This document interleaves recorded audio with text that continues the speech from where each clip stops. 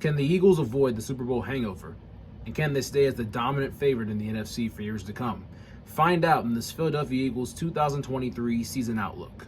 ATL Jacob.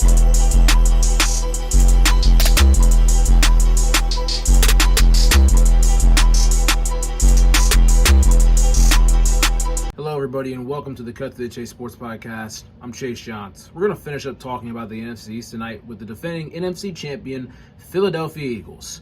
Last year, they won a lot. When Jalen Hurts was on the field, they lost twice to the Commanders on Monday Night Football in their home building, and in the Super Bowl to the Kansas City Chiefs by 3.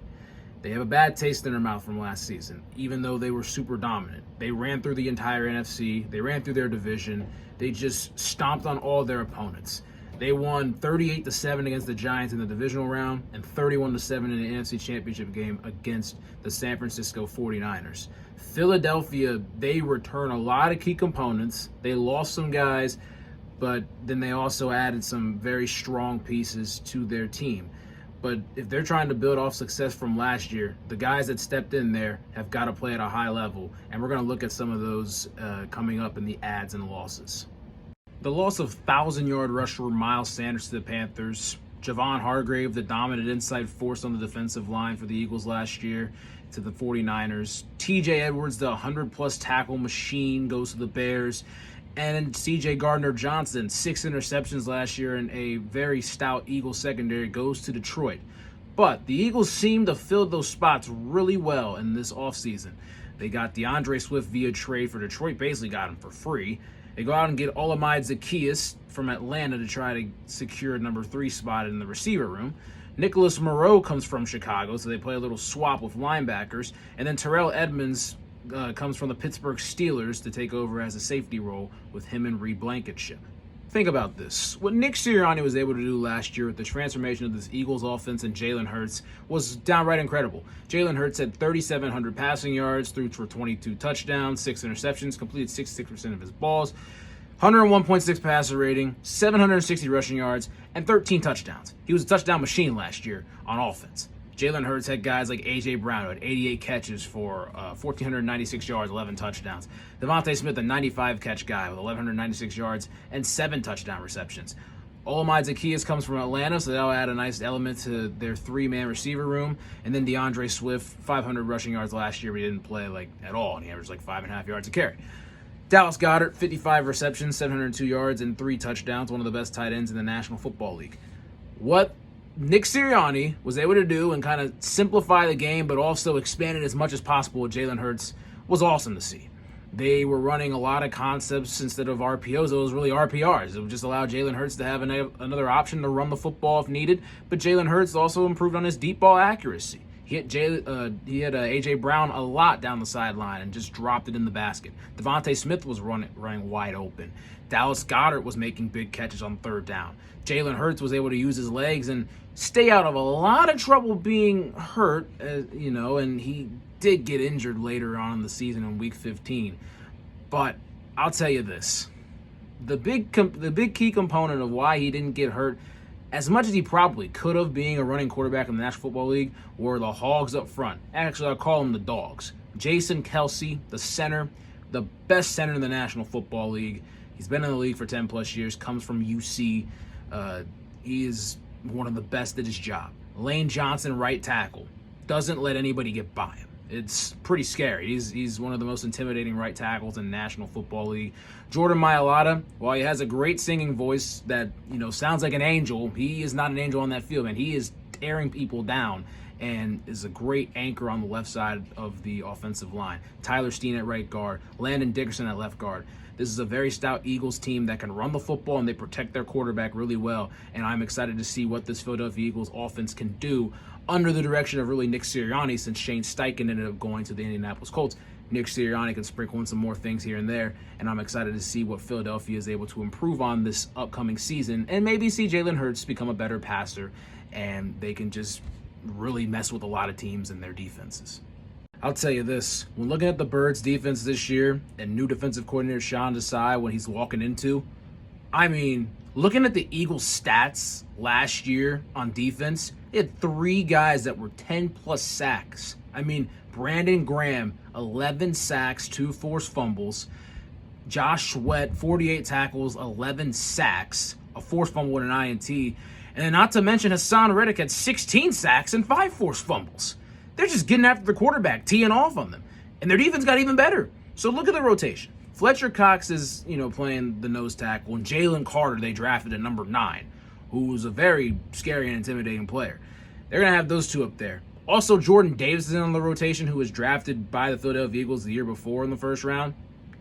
There's some good stuff going on in the interior defensive line. Like I said, they bring Brandon Graham back. They have Josh Sweat. Hassan Reddick plays a bit of a hybrid role, and he can really rush the passer super well, and that's going to cause so many fits for a ton of teams. New linebacking core, Nicholas Moreau comes from Chicago, mentioned that earlier. Nakobe Dean was drafted in the 3rd round in 2022, but he was one of the best college linebackers in the game in 2021 when Georgia won a national championship. Not to mention that this Eagles defense is literally Georgia-based. So Nakobe Dean's going to step in as the middle linebacker, and he's going to have a big role, but I think he's going to fill those big shoes, and he's going to have a great season.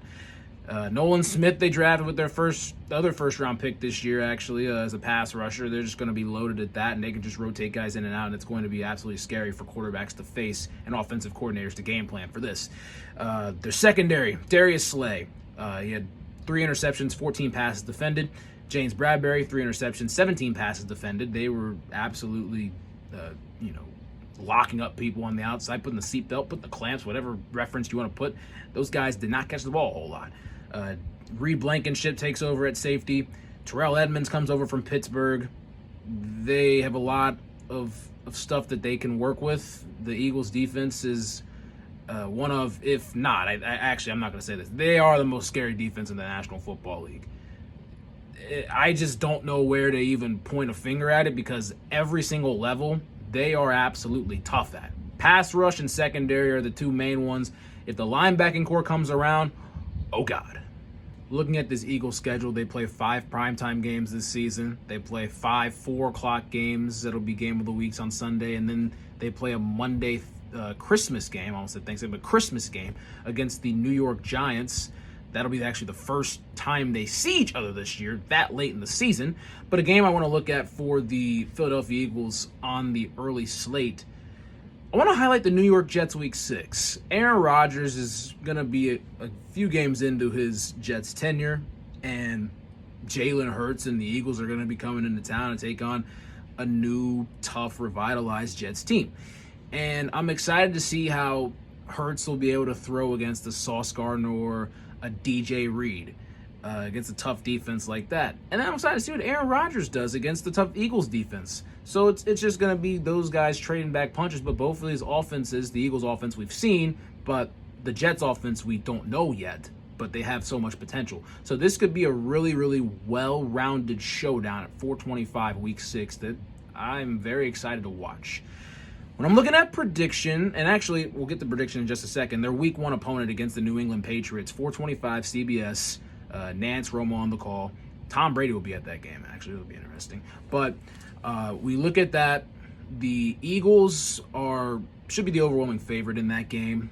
They're playing Mac Jones. Rush the passer so much, Mac Jones will turn the ball over most likely.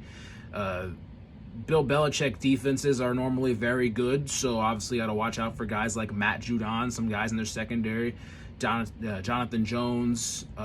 They got a lot of good guys on defense, but if the Eagles are able to take care of business, handle the rush, run the football well, and then rush the passer and Mac Jones, they're going to come out of that Week 1 game in a dominating fashion. But when we're looking at the overall season prediction, Philadelphia, I think they're going to win their division. They're going to go back-to-back. They'll be one of the first teams to go back-to-back in this division in over 10 years. The NFC East hasn't been won back-to-back. Honestly, I think since Philadelphia won it back-to-back in like 04 maybe? Like it's a long time. I can't remember. There's been so many division winners and so many Super Bowl champions that have come out of there. But I think Philadelphia is going to win around 12 to 14 games. I think I might put the mark at 13-4. I think they're going to be a top 2 seed, and they're going to be one of the favorites for years to come in the NFC if everyone stays healthy and they stay on the right page.